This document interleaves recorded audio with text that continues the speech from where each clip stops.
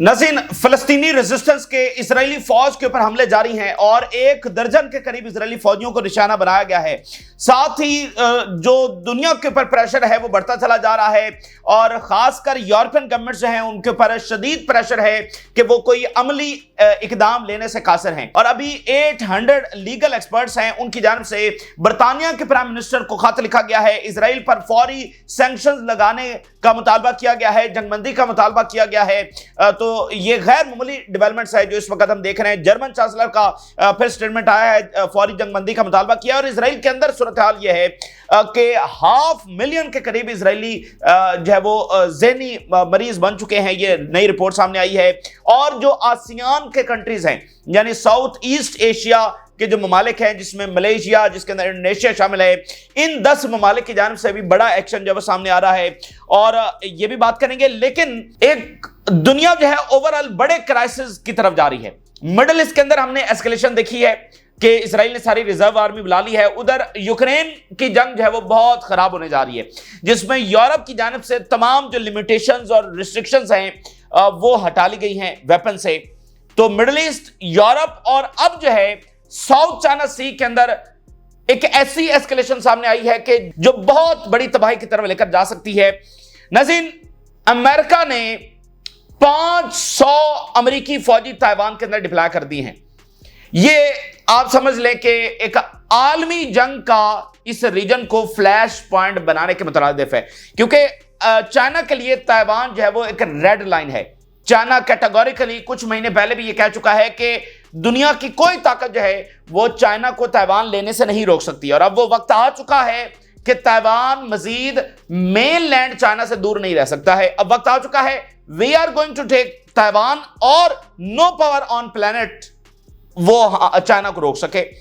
तो चाइना की ये पोजीशन है, ये उनकी रेड लाइन है और वो कह रहे हैं कि हम ताइवान को लेने जा रहे हैं। और अब अमेरिका से खबर यह है कि उन्होंने 500 फौजी जो है वो ताइवान में डिप्लॉय कर दिए हैं।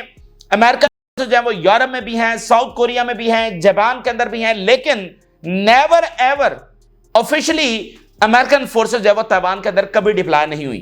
अनऑफिशियली बताया जाता है कि कोई 10, 20 या 30, 50 इसके करीब अमेरिकी फौजी जो है वो हमेशा से ताइवान यानी 79 से वो ताइवान रहे हैं, लेकिन वो अनऑफिशियल और वो भी 10-20 के करीब। लेकिन ये अब अमेरिकी जो अस्करी क़यादत है उनकी जानिब से ये बात खुद सामने ला गई है कि 500 फौजी जो है उन्होंने ताइवान के अंदर डिप्लॉय कर दिए हैं। इसकी तादाद मजीद भी बढ़ सकती है और साथ अभी फिलिपाइन के अंदर मजीद मिसाइल जो है वो डिप्लॉय हो गए हैं जो चाइना के मेन लैंड को जाकर हिट कर सकते हैं। और ओवरऑल इस रीजन के अंदर अमेरिका जो है वो अपनी डिप्लॉयमेंट बढ़ाता चला जा रहा है। तो ये तो क्लियर प्रोवोकेशन है ना चाइना के लिए। और 500 फौजी से मुराद यह है कि चाइना ताइवान लेने जा रहा है और अमेरिका ने अपनी फौजें ताइवान के अंदर डिप्लॉय कर दी हैं, यानी अमेरिका की फोर्सेस से सामना पड़ेगा जब चाइना वहां पर अटैक करेगा। तो ये तो एक आलमी जंग का आप समझ ले के फ्लैश पॉइंट है जो इसको बना दिया गया है। तो तीनों रीजन्स के अंदर मामला बहुत खराब हो रहे हैं।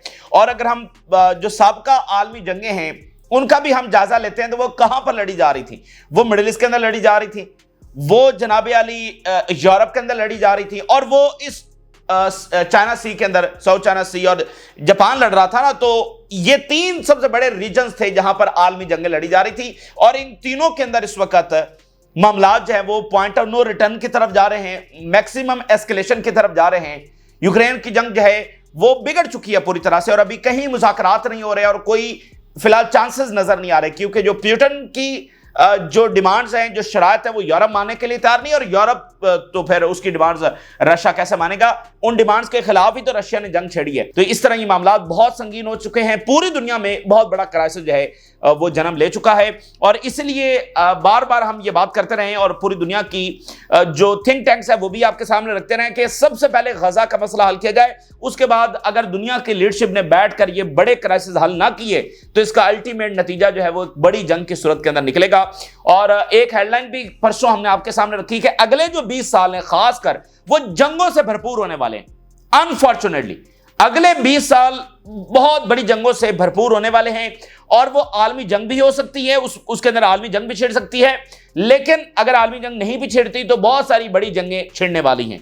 ये चीजें जो है वो सामने आ रही हैं। तो आगाज करते हैं नाज़रीन, हमास की जानिब से अभी एक स्टेटमेंट आई है और हमास ने कहा है कि हमने प्रपोजल जो अमेरिका ने पेश किया था उसको एग्री किया है और अब हम ऑफिशियल रिस्पांस का इंतजार कर रहे हैं। हमास ने बताया कि हमने कई दिन जो है वो लॉन्ग निगोशिएशंस किए हैं, उसके बाद हम एक बात के ऊपर एग्री हुए हैं और ये अमेरिकी प्रपोजल था जिसको हमने एग्री किया है। तो अब हमें जवाब चाहिए कि जब हम एग्री कर गए हैं और प्रपोजल भी अमेरिकन है, हमने कोई शरारत नहीं रखी है, अमेरिका ने जो चीजें हमारे सामने पेश की हमने उसको कबूल कर लिया, तो अब हमें जो है वो बताया जाए। हम ऑफिशियल रिस्पांस का जब इंतजार कर रहे हैं। यानी मीडिया रिपोर्ट से ये खबरें चल चुकी हैं कि इजराइल ने उसको रिजेक्ट कर दिया है और जो इजराइल ने रिजर्व फोर्सेस को बुलाया है वो भी इस बात का वाज़ेह सबूत है कि इजराइल ने उसको रिजेक्ट कर दिया है। तो हमास बता रही है, हमें बताया जाए, हमने अलेक्जेंडर को भी गारंटी के ऊपर छोड़ा और हमारे साथ अमेरिका ने नेगोशिएशंस किए और लंबे नेगोशिएशंस हुए और हम अमेरिकन प्रपोजल पर एग्री हुए हैं। तो अब क्या मसला है, अब हमें बताया जाए। तो एक उन्होंने स्टेटमेंट जारी की है कि we are ready and waiting for the official response. Officially हमें बताया जाए ना कि अब आप क्यों सीज फायर नहीं कर रहे हैं, ठीक है। और दूसरा रास्ता जो वो जाहिर बात है वो तो तबाही का रास्ता है जो इजराइल इख्तियार कर चुका है। और हमास ने पूरी दुनिया को मुखातिब करते हुए कहा है कि फ्राइडे, सैटरडे और संडे इसको एक भरपूर मुजाहरों का दिन जो है वो आलमी सतह के ऊपर जो है वो होना चाहिए। ये भी हमास ने दुनिया से अपील की है। और कसाम ब्रिगेड के ऑपरेशन जारी हैं जिसमें 10 इजरायली फौजियों को निशाना बनाया गया है। एक यूनिट था और 10 फौजियों का उनको जो है वो हिट किया गया है। अब आप जरा इजराइल के अंदर की अगर हालत देखें तो ताजा तरीन रिपोर्ट में पता यह चला है कि 500,000 इजरायलीज जो हैं वो साइकोलॉजिकल जो डिजीज हैं उनका शिकार हो चुके हैं। 500,000 ह्यूज नंबर है। हालांकि इन्होंने जुल्म ढाया है, इनके ऊपर तो कभी कोई जंगी त्यारा एक भी नहीं आया, इनके उधर ऑक्यूपेशन में तो एक टैंक भी दाखिल नहीं हुआ, उसके बावजूद 500,000 more than 500,000 Israelis have sought psychological treatment since the start of the war। कितना ह्यूज नंबर है। और इस वक्त सूरत हाल यह है कि इजराइल के अंदर एक खाना जंगी का फेज हम देख रहे हैं जिसमें इंस्टीट्यूशंस लड़ रहे हैं, पॉलिटिकल एलीट लड़ रही है, सेटलर्स आपस में आमने सामने हैं और वो जो ऑर्थोडॉक्स वाला मसला है जिनको फौज में ये भर्ती करना चाहते हैं उनके साथ तो बहुत सारे प्रॉब्लम्स है वो अंदर चल रहे हैं। और अभी इस वक्त क्या हो रहा है, इस वक्त नाज़रीन जो इजराइल के तमाम सिक्योरिटी चीफ्स हैं वो एक जगह पर मीटिंग कर रहे हैं जिसमें से नेतन्याहू और उसका जो डिफेंस मिनिस्टर है वो मौजूद नहीं है। और मीटिंग वो कहां पर कर रहे हैं, डिफेंस मिनिस्ट्री में मीटिंग नहीं कर रहे हैं बल्कि जो अटॉर्नी जनरल का ऑफिस है उसमें तमाम सिक्योरिटी चीफ्स पहुंचे हुए हैं और वहां पर मीटिंग की जा रही है और गजा का सीज फायर डिस्कस किया जा रहा है। अटॉर्नी जनरल जो है वो उसका फड्डा चल रहा है नेतन्याहू के साथ, नेतन्याहू उसको हटाना चाहता है और अटॉर्नी जनरल खुलकर जो है वो नेतन्याहू के खिलाफ है। हमारे अब देखिए ना, अटॉर्नी जनरल का तो कोई काम नहीं है फौजी कार्रवाइयों के साथ, लेकिन सिक्योरिटी चीफ्स अटॉर्नी जनरल और एक सिंबलिज्म भी है कि अटॉर्नी जनरल जो है वो नेतन्याहू के खिलाफ, तो उसके ऑफिस में इस वक्त जमा है और गजा का जो सीज फायर है वो डिस्कस किया जा रहा है। Security chiefs consultations at the attorney general's office are being held without Netanyahu and Katz being invited. Security chiefs discuss hostage issue and the Gaza operation at the Attorney General's office. Cease fire जब वहां पर discuss किया जा रहा है तो देखते हैं अंदर की तहरीक जब वो कब नतीजा खेज साबित होती है। और लेकिन जो भी है, जिस तरह भी ये मामला जाता है, एक बात तो खुद इजरायली हिस्टोरियंस, थिंक टैंक्स ये वाजे कर चुके हैं कि इजराइल का जो सर्वाइवल है, इजराइल का जो फ्यूचर है वो सिर्फ इस बात के अंदर है कि रीजन के लोग उसको मान लें, वो रीजन के अंदर मर्ज हो जाए। लेकिन रीजन के लोगों को ही मारकर वो यहां पर ना मर्ज हो सकता है ना उसको लोग यहां पर एक्सेप्ट करने वाले हैं। तो इसलिए ये रास्ता जो है वो, ये बरतानिया के फॉरेन मिनिस्टर ने कहा कि इजराइल अपने आप को गैर महफूज बना रहा है। इसी दरमियान जो है वो जो जर्मन चांसलर हैं, कल भी उनकी स्टेटमेंट आई, आज इस ताजा डेवलपमेंट्स के बाद जर्मन चांसलर की दोबारा स्टेटमेंट आई है। Israel's intensification of military activities in Gaza does not appear necessary to protect existence and combat Hamas terrorism। ये अब वाजे हो रहा है। अब देखें ना कि सारी दुनिया को पता है, लेकिन ये हुकूमतें मुनाफकत की इंतहा को पहुंची हैं, ठीक है, लेकिन अब इनको भी रिकॉग्नाइज करना पड़ रहा है कि ये तो वहां पर ये हो रहा है वो हो रहा है। तो पहले क्या इनको पता नहीं था? तो ये कह रहे हैं कि कोई वहां पर सेल्फ डिफेंस नहीं हो रहा, जर्मन चांसलर कह रहा है। Our concern is growing over Israel's intensification of military activities in Gaza। तो बात यह है कि जो इन यूरोपियन कंट्रीज की जो मिलिट्रीज हैं, यानी जर्मनी की, बरतानिया की, ये कहीं ना कहीं अभी भी इजराइल के साथ राब्ते में होंगी, कहीं ना कहीं इनका कोऑर्डिनेशन जो है वो जारी होगा। लेकिन जो पॉलिटिकल लीडरशिप है वो वाजे इस बात का सिग्नल दे रही है, इसको हम मैक्सिमम वो नहीं कहेंगे, ये एक सिग्नल है कि इनके भी अब हाथ से, इनके भी कंट्रोल से मामला बाहर हो रहे हैं। और ये सिग्नल दे रहे हैं इसराइल को, क्योंकि ये इसराइल के खिलाफ तो कोई इकदाम नहीं उठाना चाहते। अब भी ये अल्फाज कंसर्न इस्तेमाल कर रहे हैं, भाई जेनोसाइड हो चुकी है और जारी है, अभी भी इनको कंसर्न है। तो लेकिन ये बहरहाल एक सिग्नल है, ठीक है ना। और मैं आपको बताऊं कि जो डिप्लोमेटिक महाज है वही सबसे नतीजा खेज साबित होगा इसराइल का हाथ रोकने में, ठीक है। और ये एक सिग्नल है कि वहां से ये चीजें, और यमन के हमले मुसलसल जारी है। यमन ने एक बार फिर बेन गुरियन एयरपोर्ट को निशाना बनाया है और एयर ब्लॉकेट जो लगाकर बैठा हुआ है और कामयाब हो रहा है। बहुत सारे मालिक बरतानिया और उन सब ने फ्लाइट्स कैंसिल कर दी हैं। द गार्डियन रिपोर्ट कर रहा है कि 800 लीगल एक्सपर्ट्स ने बरतानिया के प्राइम मिनिस्टर को खत लिख दिया है। सैंक्शन, सीज फायर और ये सारी बातें की गई हैं, ये सारा मुतालबा किया गया है। यूरोपियन जो गवर्नमेंट्स हैं वो जो ये स्टेटमेंट्स दे रही हैं उन पर क्रिटिसिज्म और बढ़ता चला जा रहा है कि अब भी आप स्टेटमेंट्स दे रहे हैं, आपको अमली इकदाम उठाना है। अब आप जब रिकॉग्नाइज कर रहे हैं कि वहां पर जुल्म हो रहा है, पहले तो आप मानने के लिए तैयार नहीं थे, जब आप मान रहे हैं कि वहां पर यह हो रहा है और इसराइल खिलाफ वर्जियां कर रहा है और जेनोसाइड कर रहा है, तो फिर आप एक्शन क्यों नहीं लेते? और यह बात ज़हन में रखें कि यूक्रेन की जंग में यूरोप को दुनिया की जरूरत है कि दुनिया उसका नैरेटिव माने, उसकी सपोर्ट करे। तो यह सपोर्ट उसको हासिल नहीं हो सकती, खासकर इस्लामी दुनिया से, कि जब तक वो इस मामले को हल नहीं करता। The Guardian on a letter from 800 legal experts to the British prime minister, sanctions must be imposed on Israel government. Sanction फिल फॉर जब इसराइल के ऊपर लगनी चाहिए। The British government must implement the arrest warrant issued by the International Criminal Court regarding Palestine. और साथ ICC ने जो वारंट जारी किए हुए हैं उनकी इंप्लीमेंटेशन बरतानिया फौरी करे।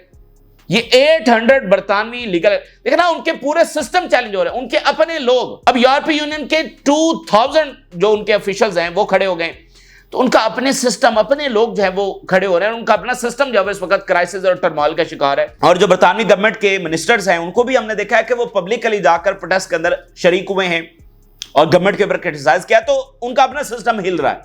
तो जरूरी है उनके लिए कि जंग को रुकाएं। All countries including Britain are obligated to take all necessary steps to prevent genocide in Gaza। तमाम ममालिक और खासकर ब्रिटेन जो है वो यकीनी बनाए कि इस जेनोसाइड को रोका जाए और प्रिवेंट किया जाए। The British government must use all means to ensure immediate unconditional and permanent ceasefire in Gaza. ये यकीनी बनाया जाए कि फिल फॉर गाजा के अंदर सीजफायर हो। The British government must review trade relation with Israel and suspend the joint road map. जो भी ट्रेड रिलेशंस हैं या ज्वाइंट एक रोड मैप जो भी इनका आपस में तय हुआ है उसको भी रिजेक्ट और कैंसिल और सस्पेंड होना चाहिए। 800 लीगल एक्सपर्ट्स ने बरतानवी प्राइम मिनिस्टर को खत लिखकर ये सारे मुतालबात कर दिए हैं। तो मुख्तलिफ जो है ना लेवल के ऊपर, मुख्तलिफ फ्रंट्स के ऊपर मुख्तलिफ जो मज़ामत है वो जारी है। साउथ ईस्ट एशिया जो आसियान कंट्रीज हैं, यानी साउथ एशिया है उसके आगे साउथ ईस्ट एशिया है, 10 ये ममालिक हैं और इनकी अहमियत बहुत ज्यादा है। स्ट्रेटेजिकली मिनरल्स वहां पर हैं, शिपिंग लेन्स यहां से गुजरती हैं, यानी दुनिया नामुकम्मल है साउथ ईस्ट एशिया के ममालिक के बगैर। 10 मुल्क हैं जिसमें म्यांमार है, जिसमें वियतनाम है, थाईलैंड है, कंबोडिया है और मलेशिया है, इंडोनेशिया है, फिलिपाइन है। ये 10 टोटल स्टेट्स है वो बनती है और बड़े जबरदस्त मुल्क है। इनके बगैर दुनिया नामुकम्मल है, इनका बहुत इन्फ्लुएंस भी है। तो मलेशिया के अंदर आसियान का समिट हुआ है और मलेशिया ने बात की है कि डबल स्टैंडर्ड से अब हमें निकलना होगा और फलस्तीन के लिए अमली इक़दाम हमें उठाना होंगे। Malaysia urge ASEAN to speak up Palestine and Myanmar. Malaysian prime minister Anwar Ibrahim urge deeper ASEAN Gulf Cooperation Council collaboration. साथ गल्फ के साथ आसियान के ताल्लुकात। अब देखें ना दुनिया में चीजें तब्दील हो रही हैं। इसी बात को ग्लोबल टाइम जो चाइना का है वो कोट कर रहा है। ASEAN summit, Malaysia urge US to hold talks with bloc amid deep concern about tariffs. और Malaysia urge ASEAN to speak up on global injustice. ASEAN summit kicks off in Malaysia with the eye on integration and resilience. Malaysia urge ASEAN to speak up against double standards on Gaza. Double standards के खिलाफ जब हैं तो दुनिया के मुख्तलिफ reason से मुख्तलिफ आवाजें। और आप देखिए आयरलैंड में क्या हो रहा है। नाज़रीन, जो इसराइली हैं, इसराइली जो सेटलर्स हैं, इन्होंने एक टर्म जो है वो क्वाइन की, पेडिस्टियंस। ये फलस्तीनियों को ह्यूमिलिएट करने के लिए, यानी ये फलस्तीनियों को पैलेस्टीनियंस नहीं कहते, पेडिस्टियंस, ये टर्म क्वाइन की गई उनको ह्यूमिलिएट करने के लिए। आयरलैंड के अंदर यही टर्म जो है वो उल्टा रेजिलियंस की और रेजिस्टेंस की सिंबल बन गई है। वो इसराइल को जवाब देने के लिए यही जो टर्म है वो अपनी शर्ट्स के ऊपर प्रिंट करवा रहे हैं और बहुत बड़े नंबर्स के अंदर वो बाहर निकल कर प्रोटेस्ट कर रहे हैं यही टर्म्स लिखवा कर। ठीक है ना, यानी वो जो ह्यूमिलिएट करने के लिए बनाई गई वो रेजिस्टेंस और सॉलिडेरिटी की अलामत बन गई है। अब देखिए यूक्रेन के अंदर भी तो जंग जारी है, लेकिन क्या यूक्रेन के लिए दुनिया भर में ऐसे मुजाहरे हो रहे हैं? तो बात यह है कि इजराइल ने जो रास्ता चुना है वो सिर्फ और सिर्फ एरोगेंस का रास्ता है, वो सिर्फ सिर्फ एग्रेशन का रास्ता है। और देखिए इस वक्त भी इजराइल जो है, जैसे ईरान ने कहा कि वन स्टेट सॉल्यूशन होना चाहिए और तमाम मज़ाहिब के लोग यहां पर रहें, क्या मसला है? लेकिन ये जिस रास्ते के ऊपर लेकर चल रहे हैं ये अपने आप को इनसिक्योर बना रहे हैं, इससे ज्यादा कुछ भी नहीं है। अच्छा, अब अगर हम साउथ चाइना सी की आखिर में बात करें, देखें चाइना जो भी पॉलिसीज लेगा मिडिल ईस्ट उससे मुतासर होगा, यूरोप जो भी पॉलिसीज लेगा उस मिडिल ईस्ट उससे मुतासर होगा, वो इजराइल के हक में जाएगी या इजराइल के खिलाफ जाएगी। चाइना को जितना कॉर्नर किया जाएगा, जितना अमेरिका चाइना के ऊपर प्रेशर बढ़ाएगा, चाइना उतना मिडिल ईस्ट में आपको ज्यादा नजर आएगा। और इसी तरह यूरोप यूक्रेन जंग में जितना मसाल का शिकार होगा उतना उसके ऊपर प्रेशर बढ़ेगा कि वो मिडिल ईस्ट की जंग को क्यों सपोर्ट कर रहा है, वहां से पीछे हटना पड़ेगा, क्योंकि उसको दुनिया की सपोर्ट की जरूरत है और ये इक़्तिदार उनके पास हमेशा रहने वाला तो नहीं है। तो दुनिया की अक़वाम जो है वो अब उठ रही है और फैसले कर रही है। अच्छा, तो अब आप देखिए कि मिडिल ईस्ट और उसके बाद यूक्रेन और अब साउथ चाइना सी के अंदर भी बहुत बड़ी एस्केलेशन देखने को मिल रही है और ऐसा लग रहा है कि वहां पर एक बड़ी जंग की तैयारी की जा रही है। कल यह खबर आई कि चाइना ने सरप्राइज वो कैपेबिलिटी हासिल कर ली है और मजीद करने जा रहा है कि वो सरप्राइज अटैक ताइवान के ऊपर कर सकता है। आज ये खबर सामने आ रही है कि 500 अमेरिकी फौजी जो है वो डिप्लॉय हो चुके हैं ताइवान के अंदर। ये एक धमाका है, ठीक है ना, ये एक आलमी जंग की तैयारी के सिवा कुछ भी नहीं है। यानी ये नहीं कि अमेरिका कोई इस तरह तैयारी कर रहा है कि हम आलमी जंग छेड़ने जा रहे हैं, शायद इस तरह से ना हो, लेकिन जो इकदामात हो रहे हैं ऑन ग्राउंड, इसकी अल्टीमेट एस्केलेशन जो है वो आलमी जंग की सूरत में निकलेगी। जब चाइना और अमेरिकन फौजें टकरा जाएंगी या यूरोपियन और रशियन फौजें टकरा जाएंगी तो वो आलमी जंग नहीं होगा तो और क्या होगा। तो मामलात बेसिकली उसी तरफ जा रहे हैं अगले आने वाले महीनों में। अब आप देखिए कि for the very first time in history ये ऑफिशियली बात सामने आ गई अमेरिका की जानिब से कि उन्होंने अपनी फौजें ताइवान में डिप्लॉय कर दी हैं। ताइवान चुके देखें, साउथ कोरिया तो कोई हिस्सा नहीं है किसी का, साउथ कोरिया अलग कंट्री है, जापान अलग कंट्री है। तो यूरोप के अंदर यहां तमाम मिडिल ईस्ट में यानी अमेरिकी फौजें जो है वो डिप्लॉय हैं। लेकिन ताइवान का तो मामला बिल्कुल मुख्तलिफ है। ताइवान तो चाइना उसको अपना हिस्सा कहता है और इंटरेस्टिंग बात यह है कि अमेरिका भी ताइवान को चाइना का हिस्सा मानता है। वन चाइना पॉलिसी को अमेरिका मानता है, ताइवान को अमेरिका तस्लीम नहीं करता, लेकिन फिर भी उसको असलहा दे रहा है। तो ये सिर्फ एक प्रोवोकेशन है। अब ये अल्टीमेट प्रोवोकेशन है कि अमेरिका ने अपनी फौजें वहां पर उतार दी, भाई मिसाइल दे रहा है, ट्रेनिंग दे रहा है, पता नहीं क्या कुछ दे रहा है, अब उसने अपनी फौजें जो है वो ताइवान के अंदर उतार दी है। ये अल्टीमेट प्रोवोकेशन है और ये चाइनीज रेड लाइंस का मजाक बनाने के मुतरादिफ है। यानी चाइना एक चीज को आधा % भी कंप्रोमाइज करने के लिए तैयार नहीं है, तो अमेरिका वहां पर अपनी फौजें भेज रहा है। अब चाइना तो पीछे हटकर बैठने वाला नहीं है, वो तो ताइवान लेने जा रहा है और उसने वो अनाउंस भी कर दिया है। चाइना वैसे हर बात अनाउंस तो नहीं करता, लेकिन उसने ताइवान को अनाउंस कर दिया है कि हम लेने जा रहे हैं और दुनिया में कोई हमें रोक नहीं सकता। और वो कैपेबिलिटीज भी इसी तरह से बढ़ा रहे हैं और वो ताइवान का इसी तरह से ब्लॉकेट भी कर रहे हैं, एक्सरसाइजेस भी कर रहे हैं। और ताइवान के जो ऑफिशियल हैं वो खुद ये समझते हैं कि कभी इसी तरह जंगी मशकें करता करता चाइना जो है ताइवान में दाखिल हो जाएगा। तो अमेरिकी फौजें वहां पर डिप्लॉय हो गई हैं। अब वो वहां से निकलने वाली तो नहीं है ना भाई, निकलेंगी तो फिर तो और ह्यूमिलिएशन अमेरिका की होगी।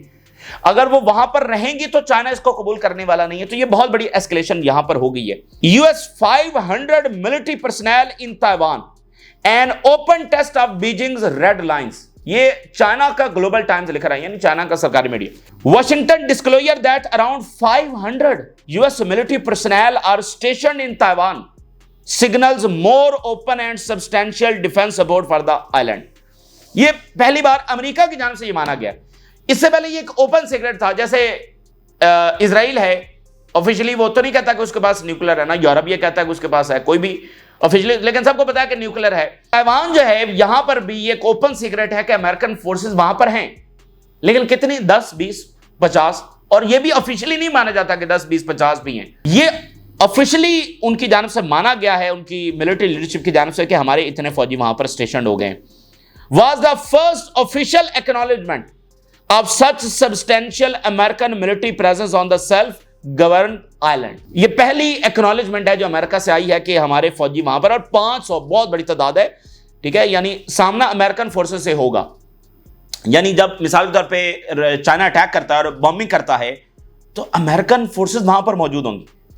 US has 500 troops in Taiwan in major challenge to China. और फिर क्या हुआ है कि आज ही फिलिपाइन के अंदर मजीद मिसाइल जो है वो अमेरिका ने डिप्लॉय कर दी हैं। US deploys new missile system to Philippine island near Taiwan in message to China. तो ओवरऑल नाज़रीन ये जो जंग है ये ऑन ग्राउंड तो सबसे बड़ी हमें साउथ चाइना सी में नजर आ रही है। ओवरऑल ये जंग चाइना और अमेरिका की है, जो बरह रास्त अगर लड़ी जाएगी, मिलिट्री अगर इनकी कन्फ्रंटेशन होगी बरह रास्त, तो वो यहां ताइवान के मसले पर होने जा रही है। ओवरऑल ये एक एक मुल्क में और एक एक रीजन में ये इस वक्त शुरू हो चुकी है। ठीक है, मिसाल के तौर पे आप देखिए, Beijing is a red line, Hungary vows it will not decouple from China if pushed by Trump. एक एक मुल्क के ऊपर ट्रंप इंतजामिया की जानिब से प्रेशर डाला जा रहा है कि वो चाइना से पीछे हट जाए। और हंगरी जो कि बहुत करीब है ट्रंप के, तो हंगरी कह रहा है कि ये बीजिंग तो हमारी रेड लाइन है, बीजिंग को हम नहीं छोड़ने वाले। तो ये लड़ाई एक एक मुल्क में लड़ी जा रही है, एक एक मुल्क को प्रेशराइज किया जा रहा है कि वो चाइना से, क्योंकि हर मुल्क में चाइना के इन्वेस्टमेंट्स हैं, उनकी प्रोडक्ट्स जा रही हैं, तो एक एक मुल्क को प्रेशर। तो ये चाइना और अमेरिका की जंग है जो शुरू हो चुकी है, जिसका तबले जंग बच चुका है। अगर बरह रास्त कभी मिलिट्री कन्फ्रंटेशन हुई तो वो ताइवान में होगी और वो आलमी जंग होगी, और उसका वहां पर आप समझ लें कि मैदान सजाया जा रहा है। शायद इस तरह नहीं कि अमेरिका कोई प्रॉपर आलमी जंग की तैयारी कर रहा है, लेकिन जो कुछ वो कर रहा है उसका नतीजा वही निकलेगा। अब जैसे यूक्रेन में जो कुछ हो रहा है और जो इधर मिडिल ईस्ट में हो रहा है, उसका नतीजा एक इलाकाई जंग की सूरत में निकलेगा इब्तदाई तौर पर, जो अल्टीमेटली एक आलमी जंग भी बन सकती है, क्योंकि यूक्रेन की जंग ऑलरेडी चल रही होगी। ये बहुत सारे कॉन्फ्लिक्ट्स जो है वो आपस में कनेक्टेड हो जाएंगे। तो इस वक्त 3 फ्लैश पॉइंट्स हैं आलमी जंग के, एक मिडिल ईस्ट, एक यूक्रेन और तीसरा इस वक्त साउथ चाइना सी है। ठीक है, और ताइवान हमेशा से फ्लैश पॉइंट था, लेकिन अब ये देखना कि बहुत बड़ी एस्केलेशन है कि अमेरिका ने फौजी वहां पर उतार दी। चाइना कभी खामोश इस पर नहीं बैठेगा और चाइना इसका जवाब भी देगा, मजीद इकदाम भी उठाएगा, बहुत बड़ी एक्सरसाइजेस भी वो कर सकता है। अग्रेसिव लेवल के ऊपर जाकर कोई भी इकदाम चाइना की जानिब से उठाया जा सकता है। चाइना अल्टीमेट आखिर तक ये चाहेगा कि वो ताइवान के ऊपर हमला ना करे, लेकिन अमेरिका असलहा दे रहा है, अमेरिका अपनी फौज भेज रहा है, तो चाइना इंतजार नहीं कर सकता कई साल तक, 20 साल 50 100 साल तक मजीद, कि पता नहीं कब वो मौका आएगा कि ताइवान खुद ही आ जाए। तो वो मजीद इंतजार, हाँ अगर अमेरिका असलहा ना दे रहा हो तो फिर एक और बात है, लेकिन जब ताइवान को मजबूत किया जा रहा है तो चाइना तो इस बात का इंतजार नहीं कर सकता कि ताइवान मजबूत होता चला जाए, मजबूत होता चला जाए और अमेरिका अपनी प्रेजेंस बढ़ाता जाए। भाई अमेरिका के होते हुए चाइना कैसे जाकर हमला कर लेगा? वो तो आलमी जंग का आगाज होगा। तो इसलिए चाइना के लिए चैलेंज बन जाएगा ये अमेरिका की वहां पर डिप्लॉयमेंट जाए, इसलिए चाइना इसको अफोर्ड नहीं कर सकता। तो ये ताज़ा तरीन सूरत हाल जो आपके साथ शेयर किया, आपने राज रोगा करें। इजाज़त दीजिए, अल्लाह हाफिज़।